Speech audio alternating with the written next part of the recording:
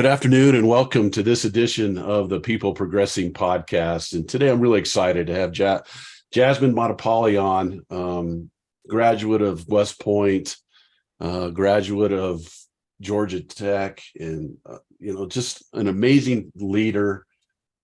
She's done some amazing things in her life, and we're going to dive deep into her mindset today and her leadership and those kind of things. I'm really excited, Jasmine, to have you on. What I always do with my guests is to ask them first where you grew up, what you like to do as a kid, sports you played, bands, instruments, any of those kind of things that influenced you growing up to where you are now. Well, first, Joe, thank you so much for having me. I'm so happy to be here. I grew up in Houston, Texas until I was 10. And then we moved to the Philadelphia and South Jersey area Oh, after that.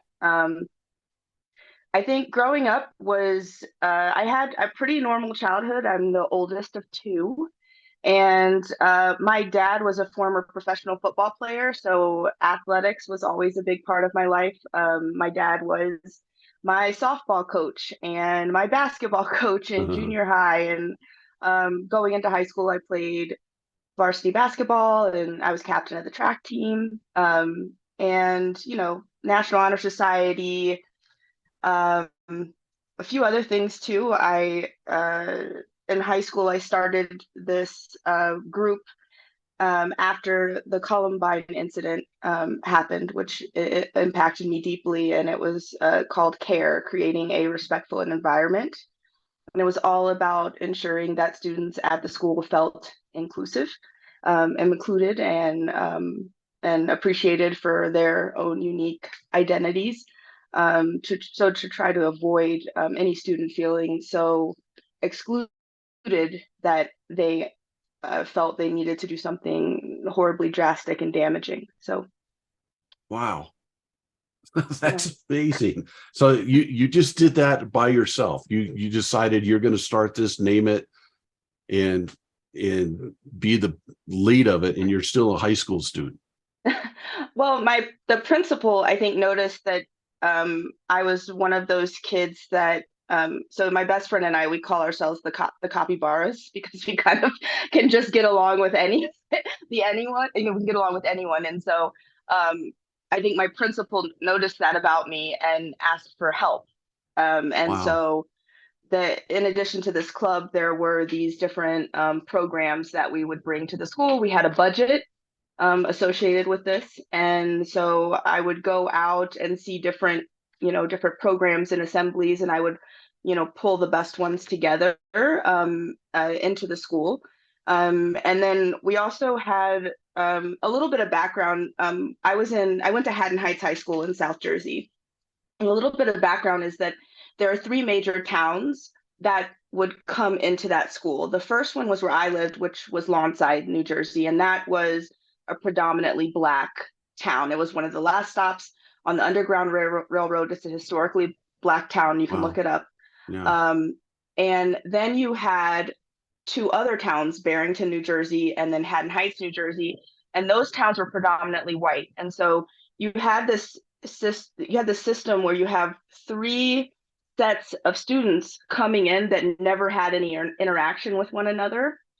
And there wasn't really a diverse environment for those students until they got to high school. And by then it's too late. Yeah. Like it's too late to introduce Right. different Right. then, right? And so Yeah. what we started doing was we started standing up these programs in elementary school and in the middle schools to introduce students so they could have those connections so that it wasn't so jarring. Like there Right. wasn't this like difference. It was just like, oh no, that's Sarah. And I met her quite a few times during like these programs, and we played together. And there were already these kind of friendships and relationships that would develop. And yeah, that's a long-term thinking type of thing, right? Because you're talking about, somebody who's, maybe 10, and it's going to be 4 years before you see if something like, so in many ways I was doing this program and it was not for when I was going to be coming through high school, but it was going to be because I was already there, right? It was going to be for when my younger sister was coming through. And I was very cognizant of that, but just thought it was very important. That's amazing. So you set this up when you were what, a senior in high school? Yeah, I think I was 17. Wow. And where is it now? Where is CARE now? I think they call it something different, but as I've gone back, I still keep in touch with my old teachers, and I still keep in touch with. I actually was a keynote speaker there a few years ago, and from what I think they call it something different now, but many of those programs are still in place, and there are still these um, these efforts to make sure that the school is an inclusive environment. And even when my sister went back through, I noticed that it was a lot easier for that integration was a lot easier for her. And my sister was 5 years younger than I was. So I was already in college by the time she was going to high school. What is fascinating about this, Jasmine, is how many people that's affected over so many years. Have you ever thought about that? Have you thought about how many young people this has affected in such a positive way over so many years since you came up with this idea and started this program? Oh gosh, thank you for saying that. That's amazing. I don't often give myself much credit, I think, but it is something that I'm very proud of You from should at be. such a young age. I was always taught, and this was, just something my parents instilled in me, my grandparents, but leave things better than the way you found them. And so I've always grown up and even into adulthood thinking if something was hard for me in this way, it doesn't need to be hard in this way for those coming behind me. And if there's Wow. something if there's something I can do to make it better, and that served me well, right? Even in the military, being a Black woman who was an officer, I was often kind of this unicorn in the room, right? Like I was the only one that looked like me, and I always was thinking, okay, the things that I'm doing now will hopefully make it better for the next woman that comes through or the next Black woman that comes through, and follows in this path, in this journey. I knew this was going to be great today, but this is starting to blow me away already. So I want to go back over what you said, Jasmine, so everyone hears what you said. I want to make things better for the people behind me. So you said, I think you said it this way: if it wasn't very good for me, I wanted to make sure it was better for the people that came from behind me. Absolutely. How selfless is that? That is one of the greatest leadership things I've had people say on my show before. Right there, right there. Unbelievable, leaving a legacy. And we're going to go through this and we're going to show that every step of the way you've left a legacy, a positive Oh legacy. gosh, And we're going to I show don't that. know. I Yeah. don't know if I'm ready for that. I'm not putting pressure on you, but I know it's going to happen because the next step of your journey was United States Military Academy. What made you Yes. want to go there? Um, how hard was it to get in there? So I was a senior in high school, sitting in my AP biology class with Dr. Floyd teaching. Um, and somebody ran into the room and said, "Turn on the TV." And we turned on the TV to see one of the World Trade Center towers on fire.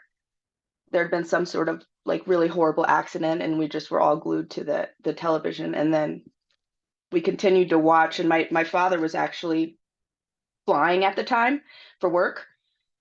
And we watched live as the second plane hit, and it like kind of had slowly dawned on me that we were at war.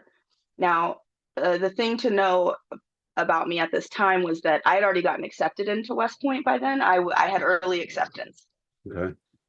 Um, and so that is what prompted my decision to, like, it was West Point or bust. I applied to Rutgers, which was our state school, in case I got hurt because I was an athlete. But at that time, there was no other option. Now, if I rewind a year prior, um, I didn't even really know West Point was an option.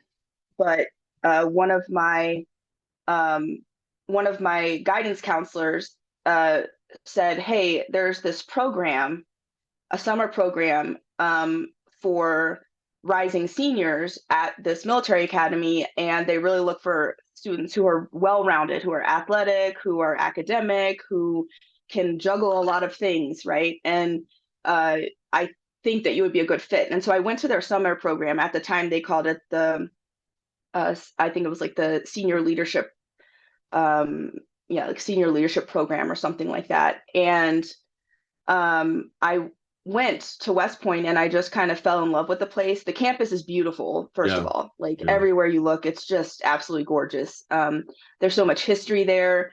I looked around at these like really students who are not much older than me, and they just seemed, it's funny to think about it now that I'm 39, but like, they just seemed so mature and that they just had this like drive for this mission and everything. And so I was like, I'm gonna apply to this place, you know.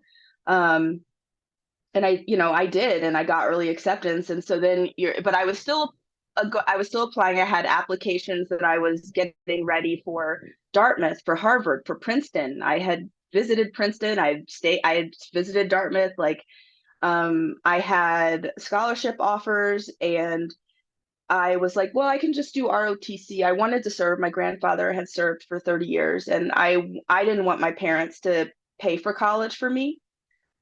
I wanted to find my own way. And so I was like, ROTC seems like a good fit. But then 9/11 happened. And I decided then and there. I remember my family and my friends were like, well, what are you going to do now? Like, what are you going to, like, now that we're at war? And it was almost like things were kind of up in the air, and I had all these options before 9/11. But then when after 9/11 there was only one option, and it was, I'm going to go to West Point, I'm going to train to be the best leader that I can be, and I'm going to serve my country. Wow. And that's, kind of what it was, one of those, I think, turning points in maturity for me. Yeah. Like doing, there's this cadet prayer, and part of it is about like doing the harder right over the easier wrong.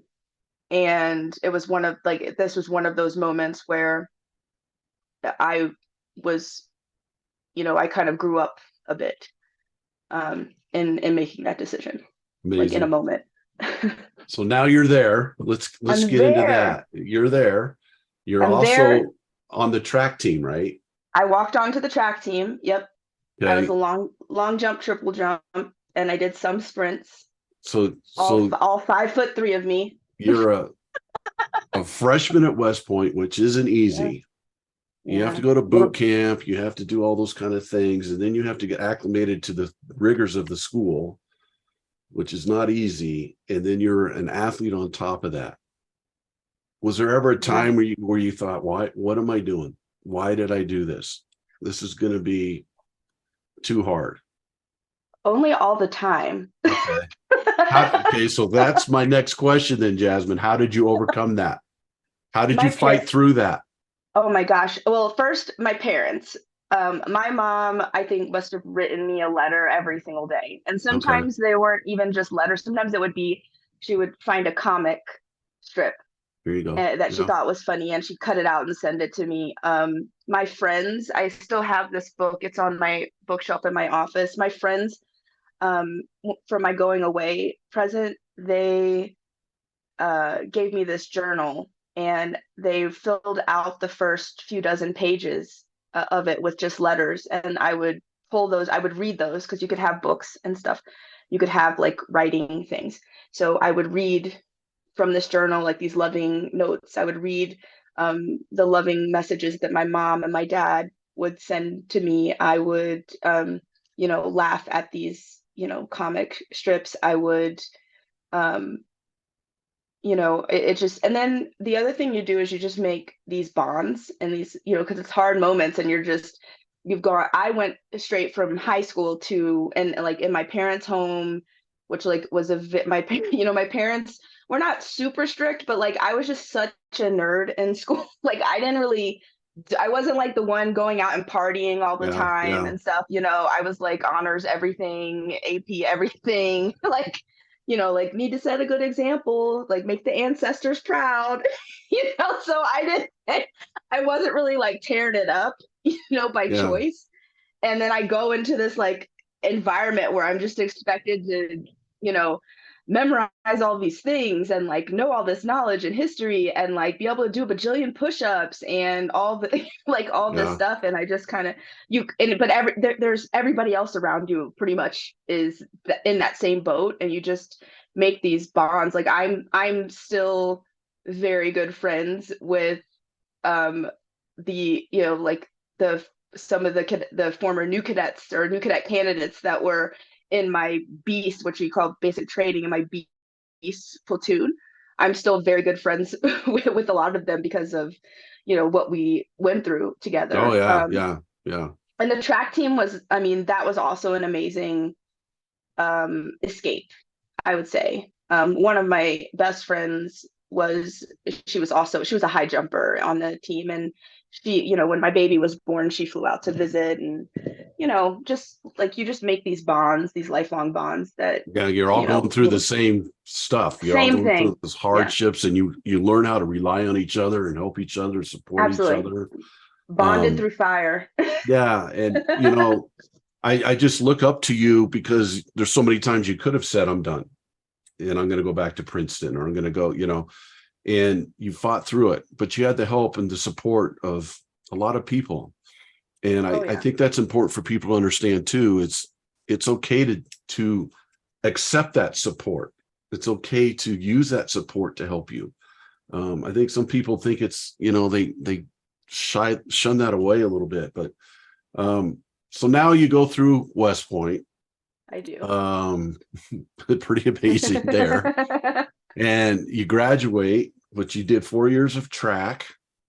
And I did 3 years. I ended up stopping my last year just okay, because it was pretty hard on the hips and the knees. okay, so your body's breaking down, but you graduate and then you have to go be an officer. And don't you have a choice of what you can do, or you try to choose which way you want to go after graduation? What did you choose there? Yeah, I selected military intelligence as my top choice, and I was able to get that. Additionally, there was a thing that you could do where, so when you graduate, you're supposed to do 5 years of active duty service and then 3 years of reserves, but you can elect to um, do those 3 years active in exchange for something. For example, like if you wanted to go to a certain post or something like that. But I wanted to ensure that I would be able to go to grad school on the Army's dime. And so I elected to, like, if I don't get accepted into some other program, scholarship program, I want to get my master's degree and I don't want to have to go into debt to do it. So I traded those 3 years. So I knew upon graduating that I was going to be doing at least 8 years. Okay. And when did you go to Georgia Tech then? Was that I right went to away? Georgia. No, I didn't go to Georgia Tech until after I had done an Iraq deployment and an Afghanistan deployment as a commander, and then I went to grad school. And I didn't even need that additional duty service obligation in ADSO. I didn't need it because I got accepted to go teach at West Point.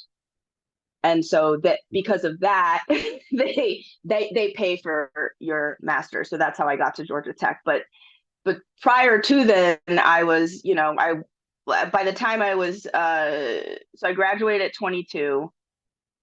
By the time I was 23, I was, you know, in Iraq working like hostage recovery. And then So I took, so was that quick? So you yeah. graduated. So when you graduated, you went into Army intelligence. Was that Yes, like a school you had to go to and so forth? yes, And yes, then you they all go sent you right to, over. well, they sent me to my first duty station. I went to Fort Huachuca first for the training. That's Okay. where the intelligence schoolhouse is. And then I went to Fort Hood, my first duty station. It's now called Fort Cavazos. And from there, I deployed to um, to Iraq for. We were in the surge. I was in Mosul, So it was a 15-month deployment. So we deployed in November of 2007, and we were there until January of 2009. So two Thanksgivings, two Christmases, two New Years in a row. It was when I got back, I remember it was almost like I was in like a time warp, you Wow. know. So, and when you're over there, you're leading a team, right? Yeah, the first half of the deployment, I was doing more ops things, so it was really honing my intelligence skills. I was the point intel person on hostage recovery. So I was working with a lot of special operators to recover hostages that were taken by Al Qaeda. You know, mostly family members of prominent Iraqi leaders, or there was in the news, there was one of the there's a people didn't know this at the time, but there's a very small Christian population north of Mosul, and so they had archbishops and things like that, like this Catholic conclave up there, and so like the archbishop Francis Raho was kidnapped. That was the first case I had. So yeah, like that was pretty intense, I would say.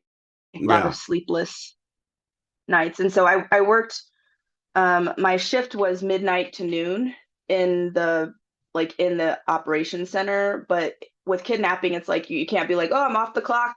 Yeah. So, Yeah. so sometimes like I would stay longer, and then I would oftentimes, because I was off by noon, um, in the operations center, I would travel with the commander, the regimental commander. I would travel with him to different meetings with, different, sheikhs or things like that. And I would basically do analysis on those meetings. And you're expected to know what's going on tertiary to this thing, so that you can layer on that assessment to the things that are being said. I think, a lot of communication is, in between the lines, so understanding that. Now that's also what I was essentially doing with the kidnapping, right? So based on who was kidnapped, where they went missing, how the communications were, like what kind of ransom it was, I was expected to, like, it was my job to know who was most likely the culprit, where their comfort zone is, and all that kind of stuff, so that I could, provide that assessment to the special operators and the different target teams and intel assets, and like layer on the intel assets to recover um, the hostages. So just that was essentially I would say my job was like reading in between the lines and just like predicting human behavior was. Did well, I have to ask this. Did you get to sleep? Because you said you Barely. you went from midnight to noon, and then you would go with your Yeah. whoever to figure out more stuff. And it's all, everything you do is based on serving others, and so my next question would be that what gives you that service heart where you are so driven to help and serve others? You did it in high school with care. Then you saw 9/11 happen and you just said, I need to go serve my country. Then when you graduated, you're helping people who've been kidnapped by Al Qaeda get free. You're serving them, putting your life on the line, really doing that. And there's more service coming, folks. I mean, we'll keep going with this. But what gives you that service heart? What gives you that inside of you, that drive to help and serve others? I'm very uncomfortable now. You can I, talk, don't be humble. it just was it was a way of life, is the way that I put it, for us. Um, my dad was one of those people that, like, if he had it to give, he would give. Our house was always the one that, the kids could come to, for, like, my dad would grill out, and all the neighbors knew, like, oh, Cornelius is grilling out. Like, they would just come by the house. Like, you don't need an invitation. When, you know, um, I remember having friends that didn't necessarily come from the best family life. They didn't come from, they weren't in the best of circumstances. And my house was always a place that you could go, whether it was to have a meal or just have some respite, to have just kind of a loving environment. Um, and after my father passed away, friends from childhood that I hadn't spoken to in 20, 30 years started reaching out to me to tell me stories about how much that meant to them. And that's just always been, my mom was a teacher, and if she had kids in her class that she's taught in inner city Camden, New Jersey, which, um, you know, it, there are some really rough areas there. Yeah. And so she would have children in her class that sometimes just would not have the best, they didn't have the best environment, really like horrific things. And I would she would get permission, and sometimes the kids would come home with her. So like she would bring, I Wow. remember this one little girl that I would tutor, in her, because I just loved math. I always have. And so I would tutor her in math. She was struggling in math, but it was, she was just in a really rough family environment. Like her parents weren't really around. She wasn't living in very good conditions, like very impoverished. So she wasn't doing well in school, because you can't focus on learning your multiplication tables when you don't know, you're starving. You Yeah. haven't you don't know if Yeah. you're going to eat, Right. and there's violence all around you, right? Right. Like you're expect so it was just, that's the kind of environment I grew up in. And so for me, it's never been, it's something that gives me joy. I saw it bring my parents joy, and it was something that has always brought me joy. It makes me happy. So there's a little bit of a selfish element, I would say, like, Oh um no. but because it is, it's not like I'm like, oh, gotta do this. Like, I absolutely love it. Right. I love It it. fulfills I you. It's your Yes, purpose, and you're living in your yes. purpose. And Ed Milet has a saying, and I don't know if you know who Ed Milet is. He's does one of the best podcasts ever, and he has a saying that says, "You catch more, you catch more than you're taught." So basically, what he's saying is you sitting there watching your parents, you caught so much from just what they did in their actions, in their servant's heart. You caught that. They didn't have to teach you that. You caught it because they demonstrated that to you on a daily basis.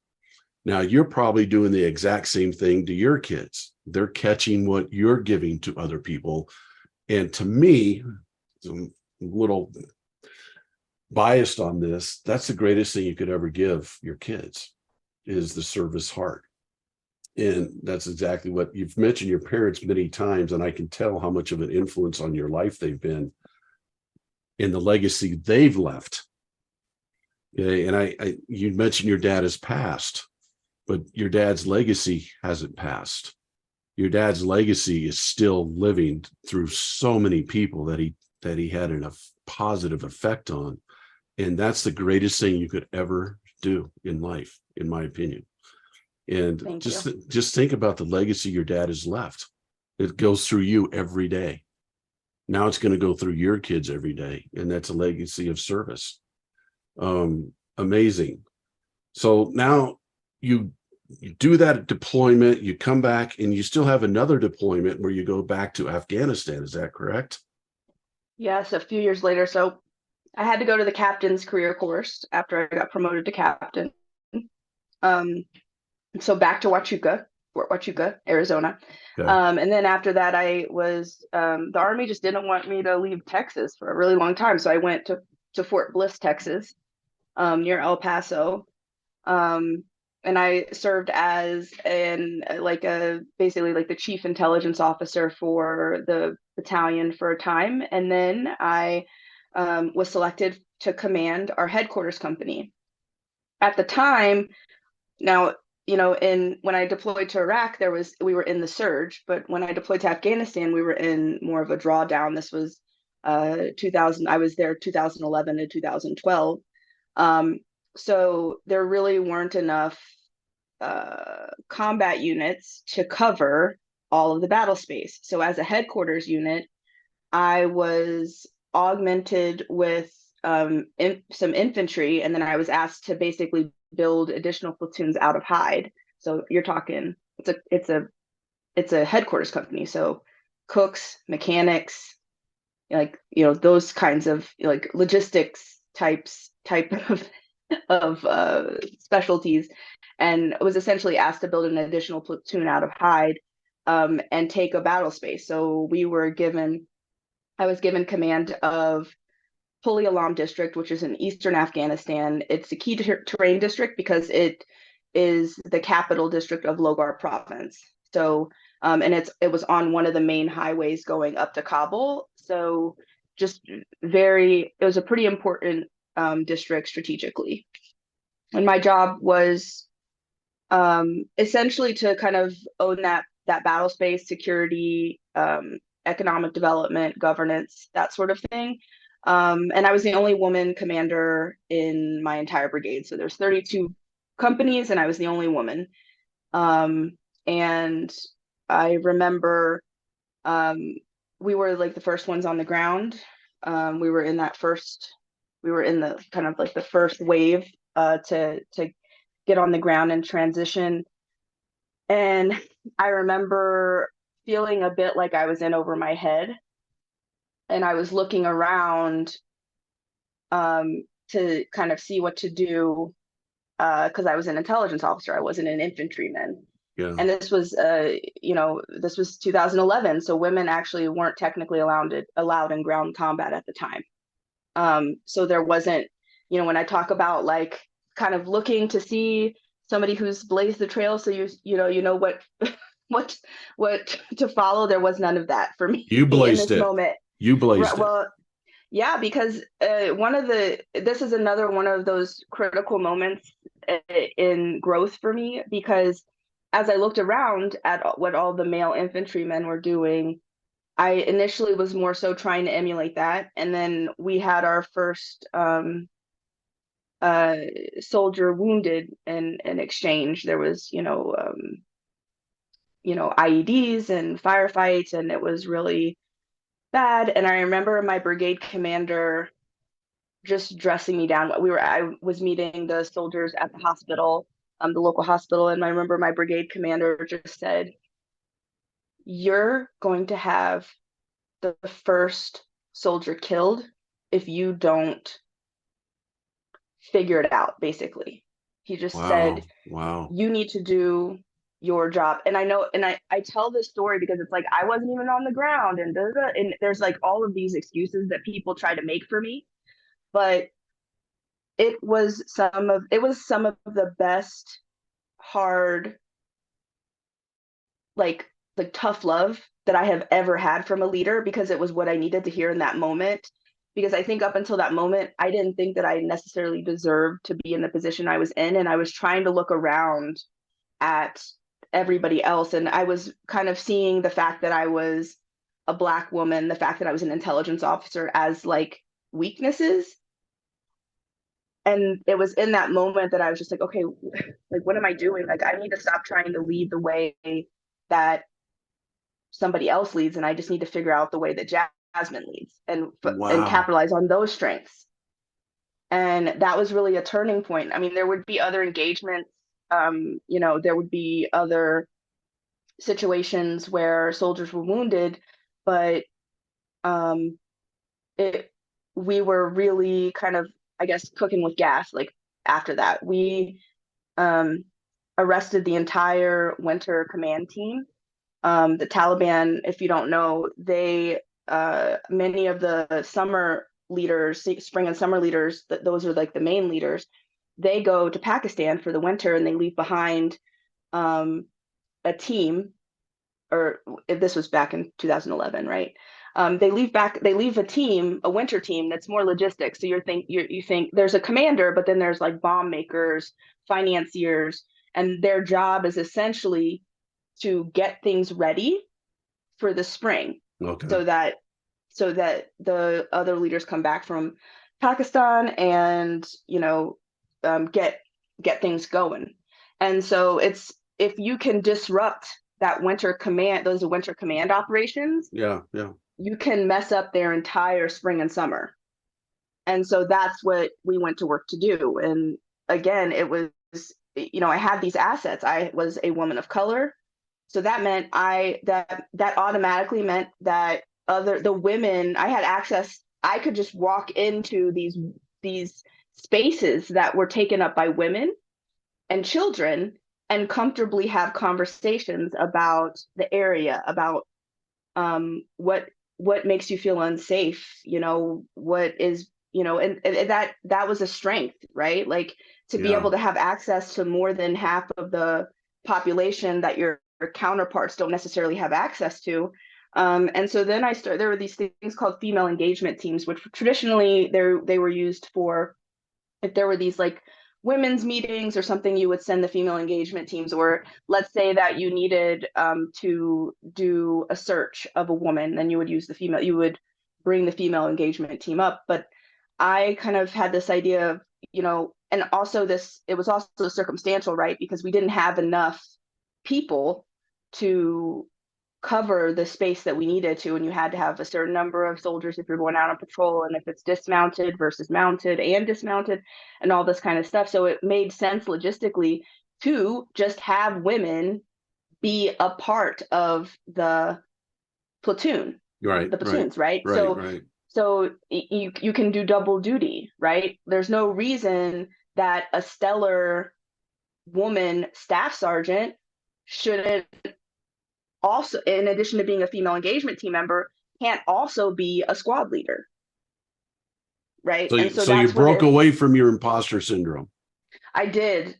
Oh, in a big way, like huge, like you couldn't, like it was wild, because it was like a light switch, and all of a sudden, and the other thing too is, like, I had the most amazing company. I had the most amazing first sergeant. He was my right hand man. He is one of my best friends to this day. We talk all the time still, and this is over a decade later. It's Um, awesome. yeah, and so I had, again, you're never on an island. I had an amazing support team. My soldiers did the most amazing things, and there could have been this situation where I'm asking these women to do what they're not necessarily technically supposed to be doing, but um, they stepped up in a huge way. And I'm proud of my company, because there could have been this situation of, well, they're women, like, what do they know? But the way that we implemented, we did this, the way that we implemented it, everybody was very I'm surprised, but it went really smoothly, the integration process there. There really weren't very many issues um eh, with the women feeling like others. They were really truly a integrated part of the team. And I remember we went through this. We did, my first sergeant and I, um we came up with this, like, almost this test. And if you have to pass the test, no matter who you are, if you want to go out on patrol with us, because it's a lot of dismounted, it's a lot of hills, it's a lot of jumping over walls with 70 pounds of gear. And so my first sergeant and I we would run. They were like, oh, you want to go out on patrol? You have to, like, get all your gear on, like, let's go. And you'd have to run with us. We'd, like, run you up and down the hills. And then after you're done with that, then we would take you to the range. And while you're still out of breath, you needed to be able to qualify on your way with your weapon. And then we had these little SpongeBob like pictures. They were just like coloring book pictures that we just made copies of. And we're like, okay, you have to be able to qualify on this target, and then you have to be able to shoot both eyes out of the SpongeBob. out of the SpongeBob picture. And, like, that was your test. And every single woman in the company could pass the test, but sometimes, like, there would be men that would say, like, oh, we want to go out on patrol, and they couldn't pass the test, and we're like, well, you can't go. And they're just like, well, I'm like, nope, I'm not, nobody's going to be carrying you. Like the way, if you Yeah, can't make it through this run and then be able to qualify, like you're not, you're not going. you're not going. Yeah. Like, no, you're not going to be a liability. Right. And so I think the fact that, everybody that was a part of the company, including the women, passed the test. Like they, we all, everybody, all of us proved that we could do what needed to be done. And at no point in time on a patrol did we have to stop or slow down for somebody because they couldn't hang. Everybody could pull their weight. People made sound decisions even under fire. It was awesome. It was truly like it was inspiring to watch. I'm proud of them every single day, and it's again one of the things that I'm really proud of. And I grew up a ton, a ton. Well, I will say this. You just said it was inspiring to watch. The reason it was inspiring for you to watch is because how much you inspired them to do what they did. That's what great leaders do. If they weren't inspired in, I have a saying, I think it's hard to motivate people, but I think it's easy to inspire people to motivate themselves.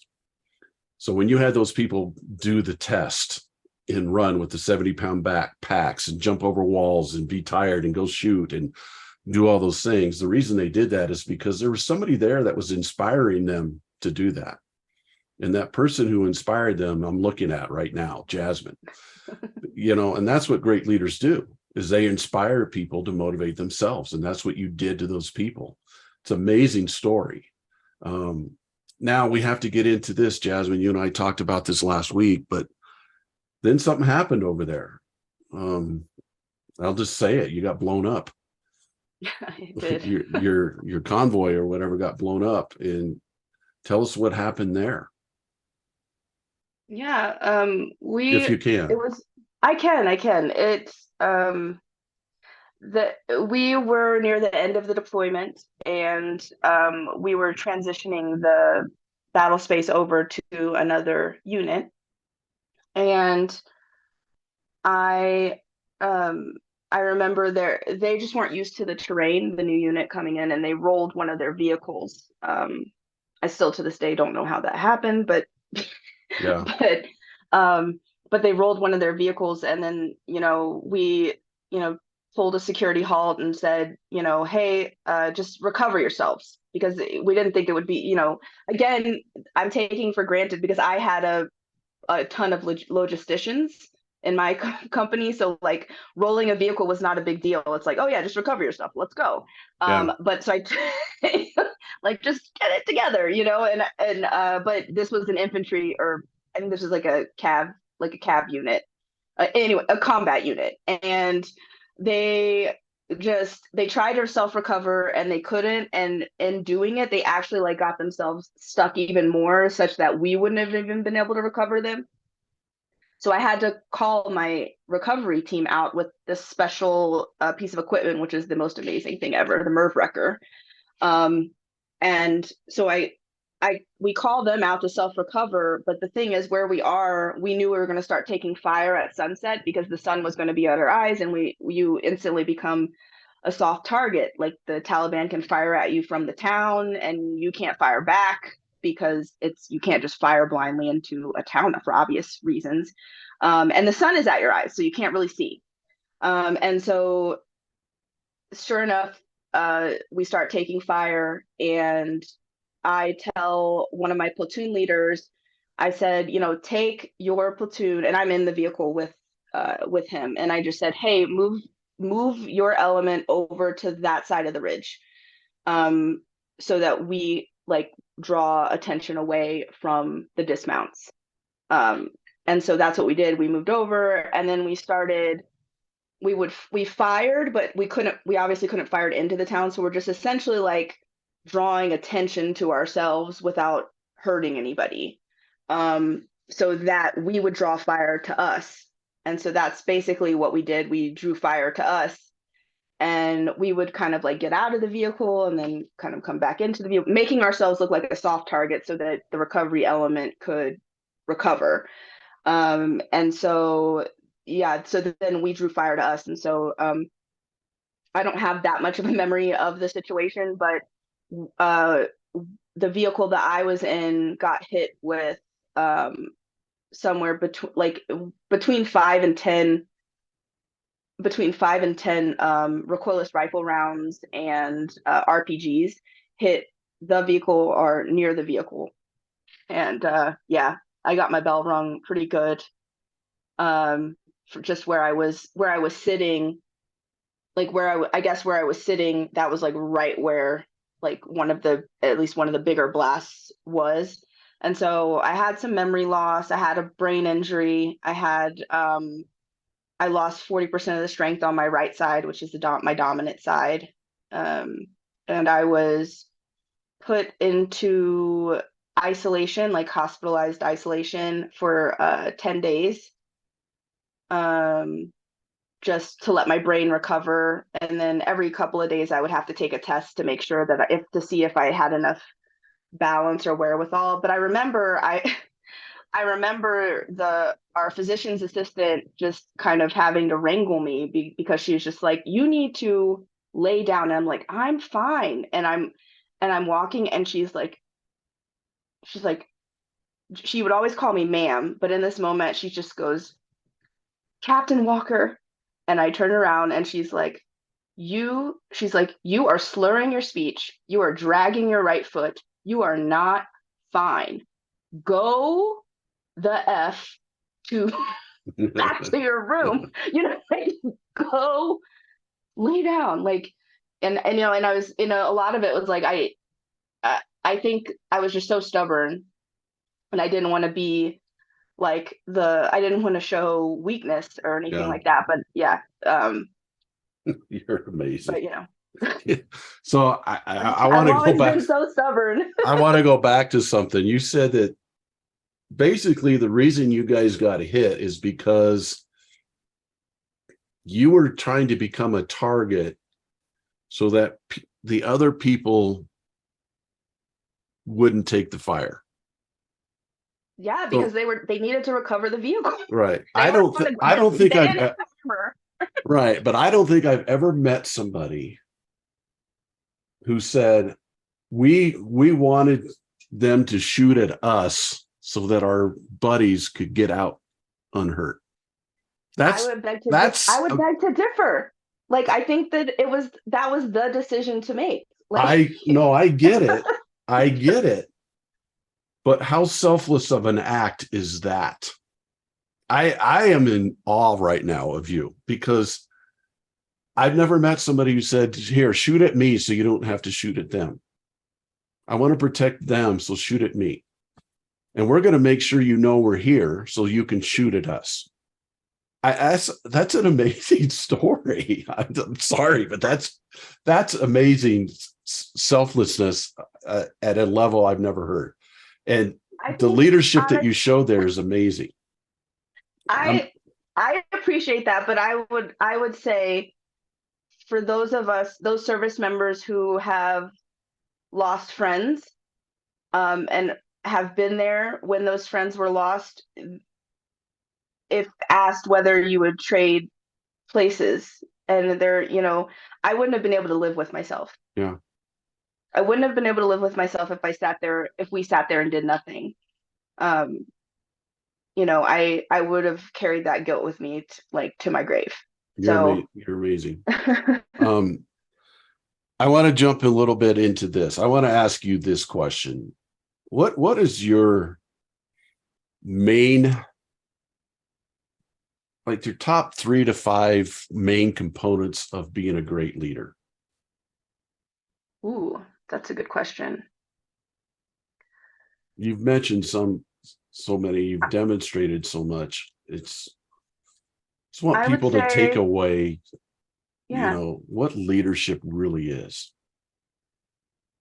I would say, for me, number one is creating an environment of psychological safety, Wow. where people feel like they belong, that they are valued, that they are cherished, that they matter. Um, and creating that environment allows when somebody is doing something wrong or counter to the values, it empowers people to speak up because they feel psychologically safe to do so in that environment, and it keeps your culture strong. That's been number one for me. Number two is that people people that I lead, I want them to know that there's a path forward, and I want to help them to get there. Whenever I have been leading people, yeah, I'll lead you in this moment, but I also want to lead you for your future. And so it's not a one size fits all thing, right? I even coming out of my last role at Gusto, I grew that team from just me up to 16 people, and the development milestones and goals were different for every single person on the team. Everything, it's not a one size fits all thing, and that was true also in my military, my military career. Right, I remember helping certain soldiers with their math homework because they wanted to get their bachelor's degree, and so they were studying while we were deployed and stuff. So it's making sure that you're, as a leader, you are active in the professional and personal development of those that you are with. And then the last thing I would say is to be a servant leader. One of the things is I would never ask anybody that I lead to do something that I'm not willing to do myself. I'm always a servant leader. I'm not going to be the one in the back pointing, saying like, all right, go, like, take that hill, that, I'll be on the ground with you. I'll be rolling up my sleeves with you. I will, if there is a puzzle to solve, if there's something we need to overcome, we are in it together. Like, you are not on an island. And so I think those are the three to sum up. Masterclass. One, yeah. I mean, to sum Masterclass. up, yeah, like, one, create an environment of psychological safety. Two, ensure that you are a part of the personal and professional development of your people. Three, be a servant leader always. And you proved that. I mean, you said you tested them by running with them and jumping over walls with 70-pound backs and then going over and shooting, and they did the same, and then saying to the enemy, hey, we're over here, shoot at us, so you don't have to shoot at them. And I really liked what you said. And what I want to get people to understand, Jasmine, this doesn't have to do with just military. No. This leadership journey that you have been on your whole life is now into the business world. And Yes. I tell people all the time. So number two was making sure that people basically are growing and progressing in their both professional and personal life. As a business leader, why is that important? Because I think somebody asked me this morning, what do you see different between being an athletic leader and a business leader? And I tell them nothing. But Right. what I see is there is a difference, because people don't do number two. Yes. You're number two. Yes, I was just having this conversation. And I think it's interesting to me because you do have these situations. Like, I remember one of the things that I thought was interesting when I left the military and went into the tech industry was, it's not uncommon for people to jump jobs every 2 years. Yeah. And I was like, oh, well, like, they're just leaving for better opportunities and things like that. And then I realized, well, then I realized that, there were, in many cases, was a gap in the professional trajectory within that organization. And something that you realize is, it costs more to, like, if we're just talking about dollars and cents, it literally costs you more to need to hire in and train up a new person Right.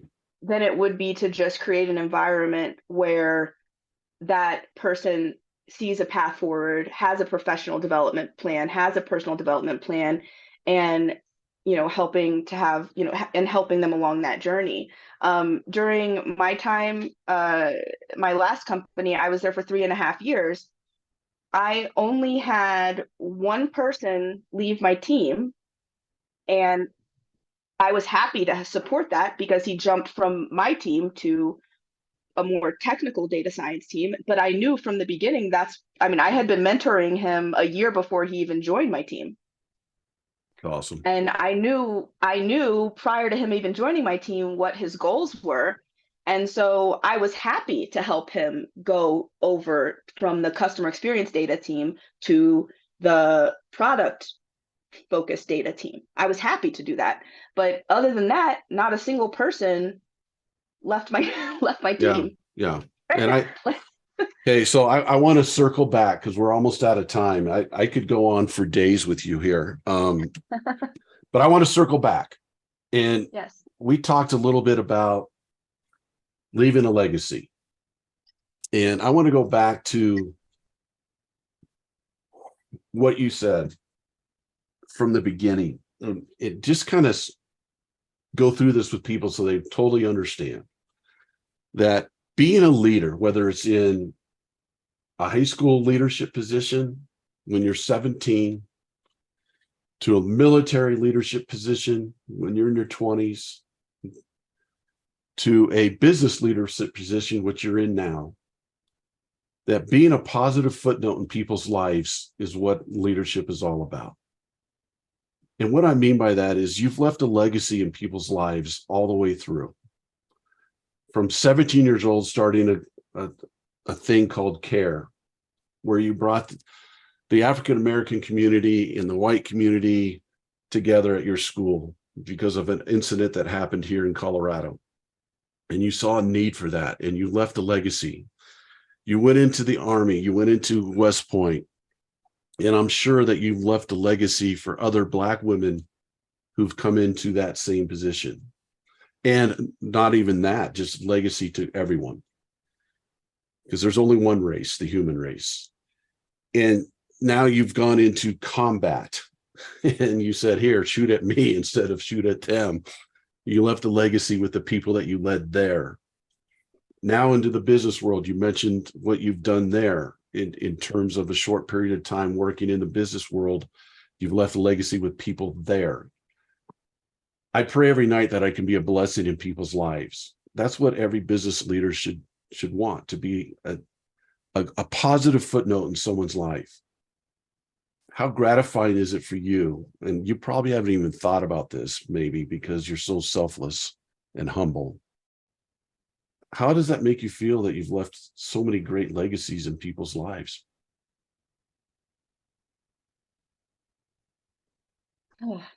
Um,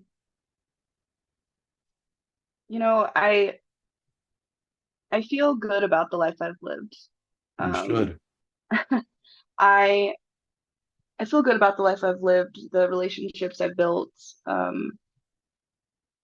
I hope that I I agree with you. I want to be a positive footnote in people's lives. When people think of me long after I'm gone, I want them to think positively, and I want my children to also think fondly of me. And yeah, it's been this kind of wild ride, this oftentimes like broken, scary journey, but it's also been very beautiful. And I feel just nothing but grateful for the opportunities I've had, for the people I've had the joy of meeting, and for the experiences that have just brought me full circle. I don't think without those I would have been empowered to start my own company at this stage of my life. So just gratitude, I think, if I had to sum it up in a word. Beautiful. And we haven't even gotten to that part yet. You're starting your own company now. I mean, you're an amazing human being, and you've taught people a lot of lessons today. Thank you. You've inspired so many. But I do have 3 questions left. I know we've been over an hour already, but I have to ask these 3 questions. My book is called The 3 Ps: Find Your Purpose, Perspective, and Passion. So I ask people those 3 questions. What's your purpose in life? My purpose in life is to leave things better than I found them. Done that. I skip over perspective and I go to passion. What's your passion in life? I think my passion, oh my goodness, I can't say the same thing. I think I have a passion for service, Yeah. like service mindset, um, all the way. And I say this a lot, that purpose and passion most of the time equal each other. They support each other. And what holds it together, Jasmine, is your perspective on life. Things come at us on a daily basis trying to take us out of our perspective. One, I get blown up. You know, in Afghanistan, I get blown up. I'm in a hospital for 10 days. I have PTSD from it. I have traumatic brain injury from it and everything else. That could change your whole perspective on life. You could have been very bitter after that. Could have been a very frustrated, bitter person, but you kept your perspective so that you can keep your purpose and your passion going. And you've done that by starting businesses and working in businesses and having influence on those people. I know that's a long-winded thing, but you just amaze me. What's your perspective on life?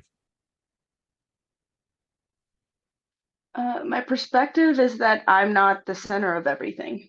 Um, things are There are bigger things than me. Um, I fit into this I fit into this world, and um, I, things fit into me, and I'm a part of these different communities, whether it's serving on the Colorado Board of Veterans Affairs, whether it's serving on the Colorado Minority Business Advisory Council, my family as a unit, my broader family, and I'm a part of those things, and that perspective really helps me to get through the hard times because I understand that I am a part of something. And a part of this world, right? And there are things that I can do to make those various communities better, right?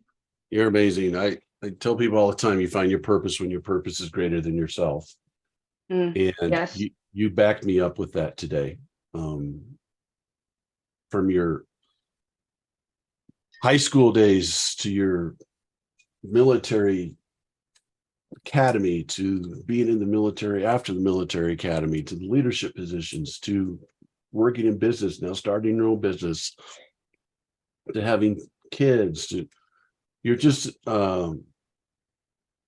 you're an amazing person. I know I keep saying that to you, and Thank I'm you. not trying to embarrass you, but um we need more of you in our world. You're a beautiful person that serves others and helps others, and I guarantee you I could talk to many people that you have led along the way, and they would probably be saying some of the same things that people are saying about your dad. And Oh, oh, don't that's know. Now I'm gonna start. no, that's it's true. It's leaving a legacy. And your dad left an unbelievable legacy. Your mom did with her teaching and what she did for kids, and now you're following that up. And it's I got goosebumps thinking about it, and I know I keep talking about it just because I'm in amazement right now. But how can people get a hold of you if they want you to come keynote or any of that kind of stuff? Oh my goodness. Thank you. Our website will be launching soon. It will be the dataloveco.com, DATALOVECO.com. And you can also get a hold of me at Jasmine at dataloveco.com, JASMINE at DATALOVECO.com. Okay, please do. Please get a hold of her. She's we got to meet about 2 weeks ago, and I knew right from the talking to her, I'm like, I got to get her on. She's going to inspire so many. And what people who are just listening to this, if you're not watching it, which you can on my YouTube channel, but if you're watching this, you can see all the medals that she has behind her from her military days. It's a full shelf full of medals that she earned and was awarded for her service to us and our country, which is an impressive feat of its own, all those medals. Jasmine, thank you. Thank you so much. You inspired so many today. And this is not going to be the last time you and I talk, I promise you, because I'm going to keep picking your brain on leadership and so forth, because you're writing a new book on it. So it's pretty amazing what you do and how you do it. And Thank you so much. I just appreciate you being on here. Thank you so much. We will be in touch. And thank you all for listening to this week's powerful edition of the People Progressing podcast. Jasmine didn't disappoint. I knew she wouldn't. You can get a hold of me through coachjoewhite97@gmail.com or get on my website, coachjoewhiteconsulting.com, and learn more about Jasmine and some of the other things that we're doing with people progressing, and love to come speak to your groups and those kind of things. But Jasmine, thanks again. And everyone out there, please, please, please, after listening to this, remember that we always want you to keep progressing, learning, and growing. Have a great day, and we'll see you next week.